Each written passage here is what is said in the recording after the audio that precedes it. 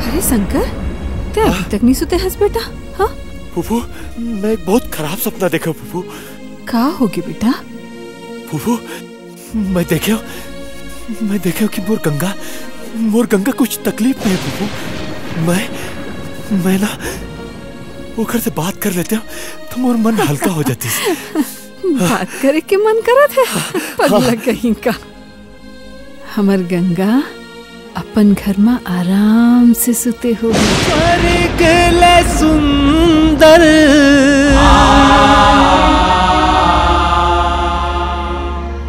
मिले घर अंगना,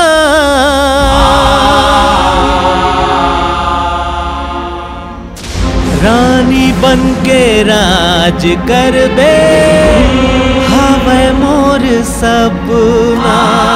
जब ते बुलाबे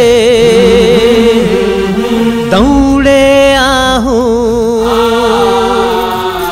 आही कोनो विपदा।